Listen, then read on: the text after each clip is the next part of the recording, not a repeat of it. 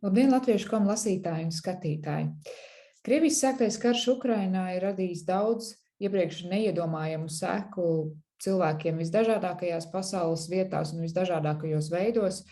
Ukraiņiem daudziem ir nācies doties bēgļu gaitās, piemēram, cilvēkiem daudzās rietumvalstīs ir šoks ieraugot katru nākamo enerģijas rēķinu. Savukārt Latviešu izcelsmes žurnālistam un komunikācijas speciālistam Aleksam Čaičicam tas nozīmē lēmumu pamest Krieviju. Un mana saruna ar Aleksu šodien notiks angļu valodā. Hello, Alekss. Thank you for agreeing to share your story with us. Hi, labdien. How do you remember the morning of 24th of February this year? Well, it was quite a gloomy morning. There was news about an actual war that has started, and it was absolutely terrible, absolutely devastating. But I mean, the days before that were already shocking. I mean, where we had President Putin, I mean, having this video address about Ukraine not being a real nation and stuff like that, also that imperialist stuff that is kind of the ideology behind all that. And where there was this session of the Security Council with all these nervous people being there because they knew that the war was going to start.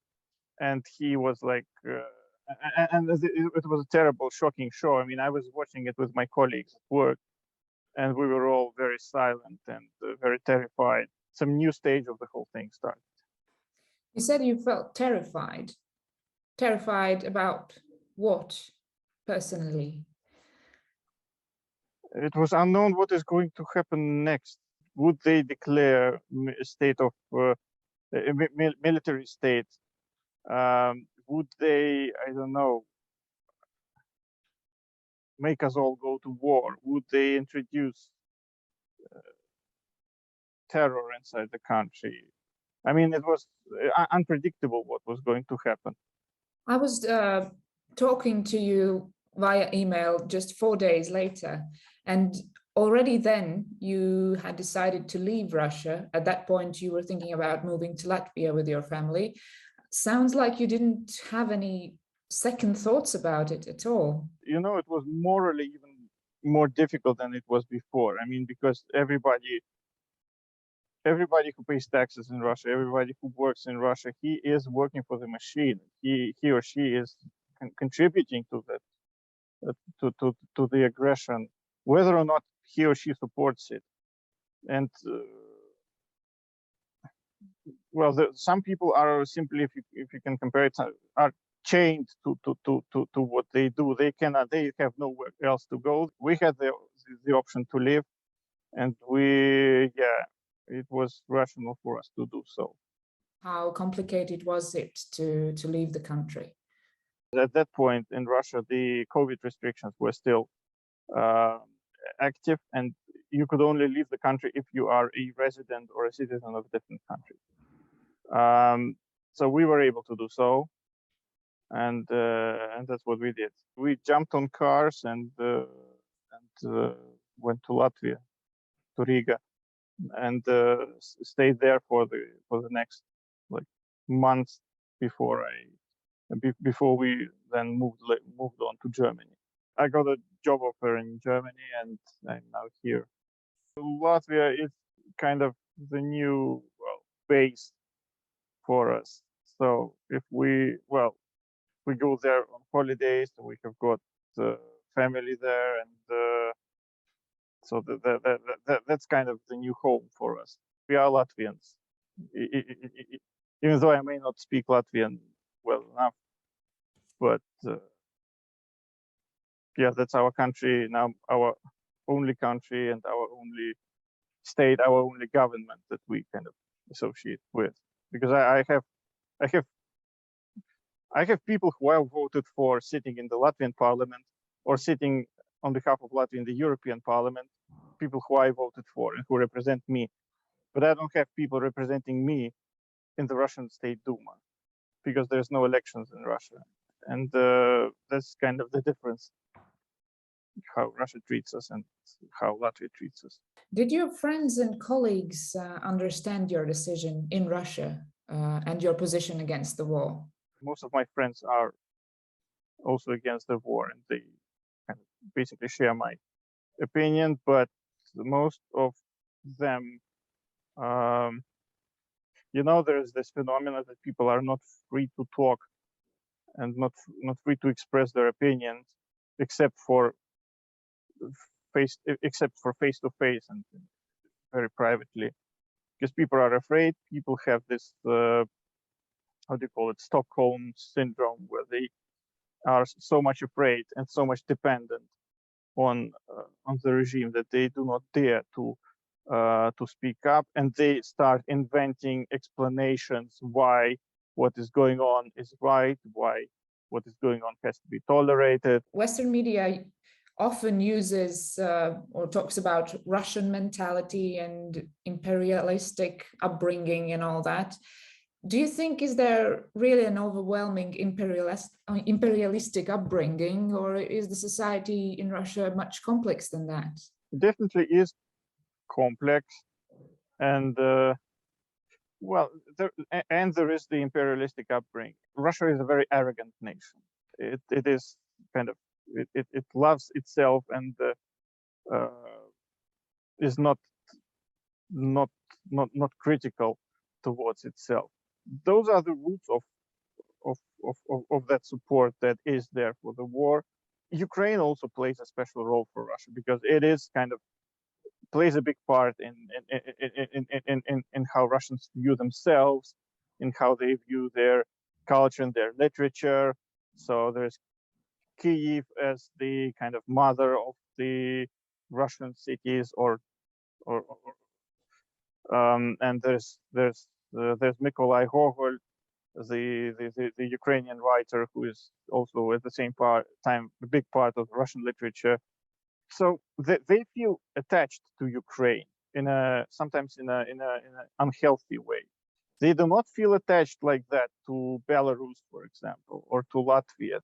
I wouldn't say that the separation of Russia and Ukraine was painful in the 1990s. I do not really see any.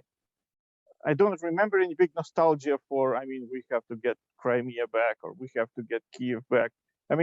Because people were not really separate. Ukraine was still there. You could go to Ukraine. You could buy a house in Ukraine if you want. You can go to Crimea anytime. But in the last years, that's where it got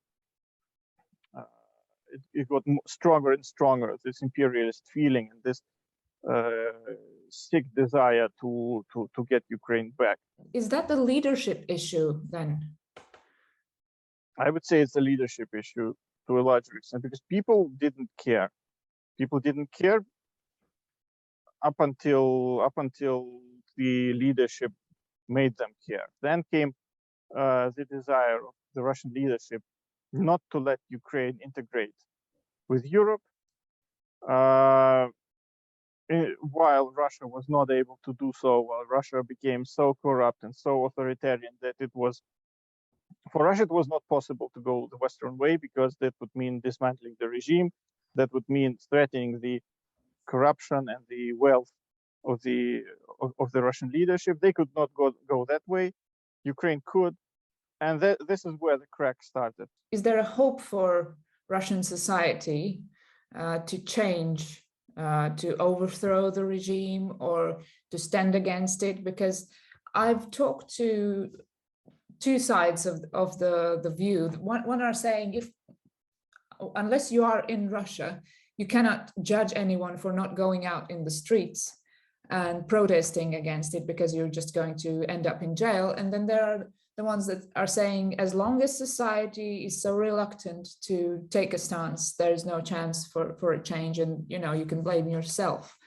Which position are you leaning more towards to? For a regime change to happen, and for a massive kind of uprising to happen, there needs to be a mass of people that share the desire to change things. As soon as this amount is there, the change will come. If the amount is not yet there, people who try to do something, they will only get in trouble. They get in prison or killed or forced to exile. So it's an objective thing. So the Russian society is not ready for it en masse as a whole. We should be critical of those people who support who support the war and who are not, well, who are ignorant of the value of peace and freedom. We should not be aggressive towards people who are on our side in Russia. Same with Belarus as well. I mean, we saw in 2020 where millions of people, hundreds of thousands of people came out, but even that didn't change because the regime was stronger and the regime was more violent.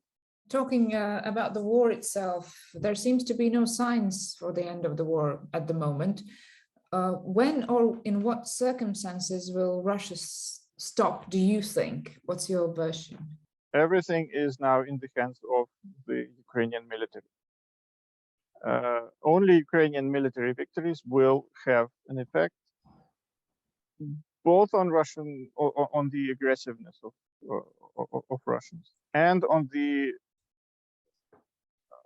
Russian society itself. Ukraine must win this war, and we in the West, we must do anything to help Ukrainians win. No sanctions on Russia will be strong enough, do you think? I would say that's secondary. At this point, I don't know if they really work. So on one hand, they do work. On the other hand, do they target the proper people? Do the people who are affected by the sanctions, do they get it actually? Because, I mean, from the consumer point of view, it is becoming less comfortable in Russia, but people still do support the war. Anything that is being done should help Ukraine win the war. If sanctions against some military industry of Russia contribute to that, they should be implemented and they should be as harsh as possible, I think. If they don't do that, I mean, that's a question. Do you see yourself ever moving back to Russia under any circumstances? Hard to say, because I'm not yet nostalgic. I'm not yet homesick. But I probably will become at some point. I cannot imagine doing so in the, well, under the current regime, and yeah, as long as things are what they are now.